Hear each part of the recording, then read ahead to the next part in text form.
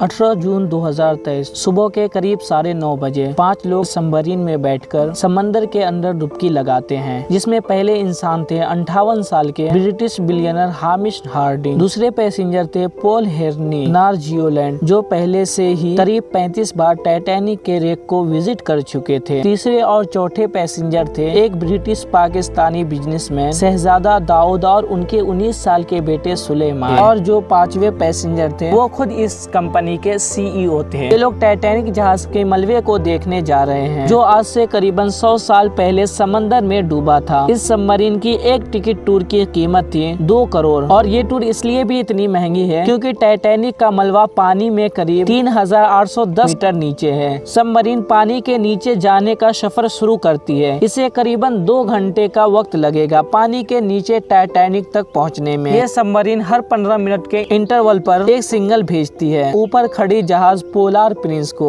और यही इनके लिए कांटेक्ट करने का जरिया है बाहर की दुनिया से। लेकिन सिर्फ 1 घंटे 45 मिनट बाद ही बाहर खड़ी जहाज अपना कांटेक्ट खो देती है उस सबमरीन से और सिग्नल भेजना भी बंद कर देती है। फिर शाम को करीब 4:30 बजे सबमर्सिबल को अपना टूर खत्म करके ऊपर आ जाना था, लेकिन ऐसा कुछ नहीं होता है। ये सब देखते हुए ऊपर खड़ी जहाज में जो टीम थे शाम को 7:10 पर US कोस्ट गार्ड को इन्फॉर्म करती है। 90 घंटे यानी सिर्फ 4 दिन की ऑक्सीजन सप्लाई थी इस टाइटन सबमरीन में। मतलब यहाँ पर कोई भी रेस्क्यू ऑपरेशन किया जाता है तो उनके पास सिर्फ 4 दिन का ही टाइम रहेगा अगर पैसेंजर को जिंदा ढूंढना चाहते हैं तो। और यहाँ से शुरू हुआ 4 दिन चली एक मल्टीनेशनल खोज की एक जबरदस्त सर्च एंड रेस्क्यू ऑपरेशन। और इस सबमर्सिबल को ढूंढने के लिए हवाई जहाज, शिप और रोबोट का भी इस्तेमाल किया जाता है। शुरुआत में 2 अमेरिकन जहाज और 2 कैनेडियन जहाज ने इस ऑपरेशन को शुरू किया। इन दोनों जहाज में सोनार को भी डिप्लॉय किया गया, जिससे कि ये पानी के अंदर भी डिटेक्ट कर सके। इसके अलावा फिर धीरे धीरे और भी कई चीज इस सर्च ऑपरेशन में आती गई। और ये सब देखते हुए हर किसी के दिमाग में बस यही ख्याल था कि आखिर इन सब लोगों का क्या हुआ।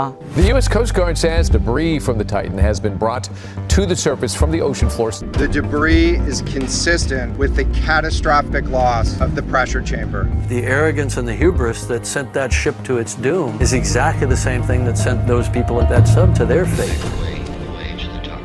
लगातार 3 दिन तक सर्च ऑपरेशन चलने के बाद एक कैनेडियन एयरक्राफ्ट का सोनार कुछ नॉइज सुनता है, जैसे कि कोई इंसान दरवाजा खटखटा रहा हो। बाद में US कोस्ट गार्ड को भी ये आवाज सुनाई देती है, लेकिन कुछ देर बाद उन्होंने ये कंफर्म कर दिया कि इस आवाज से टाइटन का कुछ भी कांटेक्ट नहीं। लेकिन फिर फाइनली कुछ ही समय बाद 22 जून 2023 को एक ROV जो ओशियन के फ्लो पर खोज कर रही थी, उसे कुछ मलबा दिखाई देता है टाइटैनिक से 490 मीटर दूर। और इसे देखते ही ये कंफर्म हो जाता है कि ये सबमर्सिबल टूटकर चकनाचूर हो गया है। जो लोग इसके अंदर बैठे थे वो लोग सब अपनी जान खो चुके हैं। एक्चुअली में जो सबमर्सिबल था वो हाई प्रेशर की वजह से इम्प्लोड कर गया और इसे होने में सिर्फ कुछ मिलीसेकंड का टाइम लगा। मतलब सब लोग पलक झपकते ही मारे गए। और इन सब के पीछे मेन कारण था कार्बन फाइबर की बनी इसकी बॉडी, क्योंकि आमतौर पर जो सबमर्सिबल की बॉडी पर मटेरियल का इस्तेमाल किया जाता है वो स्टील, टाइटेनियम या एल्यूमिनियम की बनाई जाती है, लेकिन इसमें कार्बन फाइबर का इस्तेमाल किया गया था। और यही चीज कई लोगों ने भी कहा, जैसे ओशन एक्सप्लोरर रॉबर्ट बेलर ने। इन्होंने टाइटैनिक के रेक को डिस्कवर किया था साल 1985 में। इसके अलावा जेम्स कैमरॉन, जिन्होंने टाइटैनिक और अवतार मूवी को डायरेक्ट किया है, वो भी कई बार जा चुके हैं। इनका भी यही कहना था कि ये जो कैप टाइटेनियम की बनाई गई थी उसे अभी भी कुछ नहीं हुआ है। मैन जो कार्बन फाइबर की बॉडी थी वो 2 टुकड़ों में टूटा पड़ा है। और ओशन गेट कंपनी के CEO ने एक इंटरव्यू में ये भी कहा था कि ये जो US सेफ्टी एक्ट है ये फालतू है, इस पर इतना ध्यान देने की कोई जरूरत नहीं। और इसी से रिलेटेड पिछले साल इन्होंने कुछ ये कहा था। At some point, safety just is pure waste.